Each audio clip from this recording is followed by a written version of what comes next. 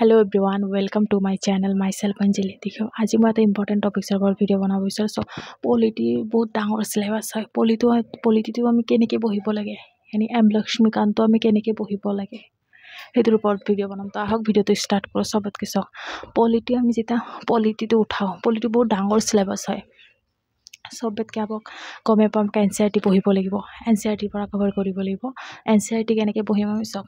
NCERT ফাৰ্ষ্টত আপুনি যেতিয়া NCERTটো উঠাইছে তেতিয়া আগত NCERTটো ৰিডিং কৰিব। এবাৰ দুবাৰ ৰিডিং কৰক, ষ্টৰিটো বুজি পাওক।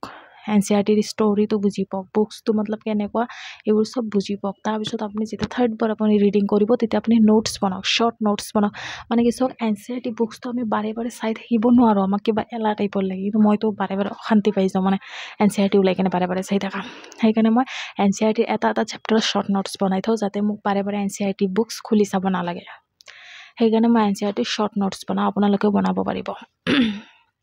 তো তেনেকৈ আপুনি NCERT বুকছটো পঢ়িলে, দুবাৰ ৰিডিং কৰিলে, যেতিয়া থাৰ্ডবাৰ ৰিডিং কৰিব তেতিয়া আপুনি নোটছ বনাব, শ্বৰ্ট নোটছ। আপোনাৰ বহুত হেল্পফুল হ'ব আপোনাৰ এক্সামৰ কাৰণে। আমি এক্সামৰ আগত এনেও ইমান বুকছ ৰিভাইজ কৰিব নোৱাৰোঁ, শ্বৰ্ট নোটছ হ'লে আমি পটককৈ ৰিভাইজ কৰিব পাৰোঁ। তাৰপিছত চাওক, এতিয়া চাওক এম লক্ষ্মীকান্ত আমি কেনেকৈ পঢ়িব লাগে। চ' বহুত ষ্টুডেণ্ট এনেকুৱা আছে যে এম লক্ষ্মীকান্ত উঠাইছে, এটা চেপ্টাৰ পঢ়িছে, এটা চেপ্টাৰ নোটছ লিখিছে। এনেকুৱা নকৰিব, মই নকৰোঁ তেনেকুৱা। এম লক্ষ্মীকান্ত আপুনি ফাৰ্ষ্টত যেতিয়া বুকছটো উঠাইছে, ফাৰ্ষ্টত আপুনি ৰিডিং কৰক। বুকছটো এইটো হয় এম লক্ষ্মীকান্ত। চ' এম লক্ষ্মীকান্ত চবতকৈ আগত আপুনি ৰিডিং কৰক, এবাৰ দুবাৰ ৰিডিং কৰক। এম লক্ষ্মীকান্ত আপোনাক একো লিখিব নালাগে, একো মতলব আণ্ডাৰলাইন কৰিব নালাগে। আপুনি জাষ্ট মাত্ৰ ৰিডিং, সেইটো মানে ষ্টৰিবোৰ বুজি পাওক, বুকছত কি লিখা আছে এইখিনি বুজি পাওক। একো হাইলাইট কৰিব নালাগে, একো নোটছ বনাব নালাগে, জাষ্ট ৰিডিং। দুবাৰ ৰিডিং কৰি যেতিয়া আপুনি থাৰ্ডবাৰ ৰিডিং কৰিব তেতিয়া নোটছ বনাব। নোটছ মষ্ট ইম্পৰ্টেণ্ট হয়। চাওক, মইতো হৰ এটা চেপ্টাৰৰ নোটছ বনাওঁ।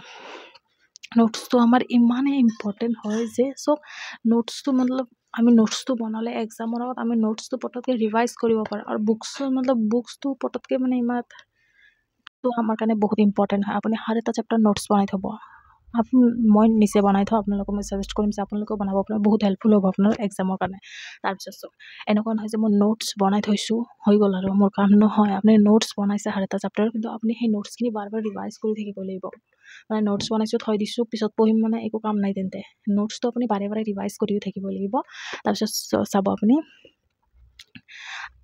মই কেনেকৈ নোটছ বনাওঁ, মই কেনেকৈ নোটছ বনাইছোঁ সেইবোৰ আপোনাক দেখাম। তাৰপিছত চাওক, বুকছ যেতিয়া আপুনি থাৰ্ডবাৰ যেতিয়া আপুনি ৰিডিং কৰিব তেতিয়া আপুনি যিবোৰ ইম্পৰ্টেণ্ট পইণ্টছ হয় সেইবোৰ আপুনি হাইলাইট কৰি যাব।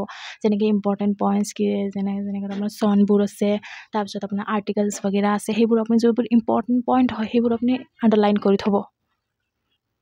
সেইখিনি হাইলাইট কৰি থ'লে আমি বুকছটো খোলাৰ লগে এইখিনি আমাৰ চকুত আহি পৰে ন, যিবোৰ আমি হাইলাইট কৰি থৈ গৈছোঁ। সেনেকৈ আপুনি পলিটিটো পঢ়িব। তাৰপিছত আৰু আপুনি পলিটি মানে যিবোৰ ইম্পৰ্টেণ্ট চেপ্টাৰ হয়, এনেকুৱা নহয় চাওক, এটা হেৰি মানে 100%ৰ ভিতৰত 70% আপোনাৰ আহিব, 30% কিছুমান এনেই থাকে যিবোৰ নাহে। আমাক মানে ইমান গুৰুত্ব দিব নালাগে সেইবোৰত। কিছুমান মেক্সিমাম ষ্টুডেণ্ট সেইবোৰতে যিবোৰ আহাকেইটাতে কমকৈ গুৰুত্ব দিয়ে আৰু যিবোৰ নাহে সেইবোৰতে বেছিকৈ টাইম দিয়ে।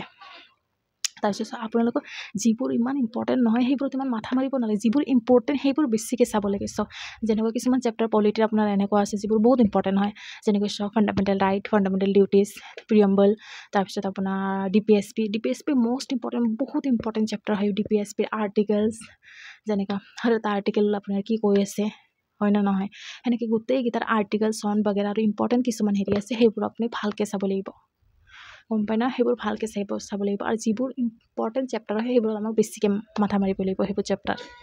তো তেনেকৈ পঢ়ক। আহক মই কেনেকৈ নোটছ বনাইছোঁ মই মোৰ নোটছবোৰ আপোনালোকক দেখাম। আপোনালোকে ভিডিঅ'টো লাষ্টলৈ চাই থাকিব। আহক নোটছবোৰ দেখাইছোঁ। তো গাইজ আপোনালোকে চাব পাৰিব, এয়া হয় মোৰ পলিটিৰ নোটছ। মই হৰ এটা ছাবজেক্টৰ তেনেকৈ নোটছ বনাওঁ আৰু বহুত হেল্পফুল হয়। চ' বুকছ কোনো ইমান টাইম ৰিভাইজ কৰিব নোৱাৰে। আপুনি শ্বৰ্ট নোটছ হৰ এটা চেপ্টাৰত শ্বৰ্ট নোটছ বনাই থ'লে আমি মানে পটককৈ এক্সামৰ আগত এইখিনি ৰিভাইজ কৰিব পাৰোঁ। আৰু এটা কাম কৰিব, যেনেকৈ এটা ছাবজেক্ট মই পঢ়িলোঁ, এটা ছাবজেক্ট এটা চেপ্টাৰ, যেনেকৈ এনে চব ফাণ্ডামেণ্টেল ৰাইট এটা চেপ্টাৰ মই পঢ়িলোঁ, সেইটো চেপ্টাৰে আপোনাৰ এইটো চেপ্টাৰটো কমপ্লিট কৰাৰ পিছত সেইটো চেপ্টাৰে মই PYQ চাওঁ।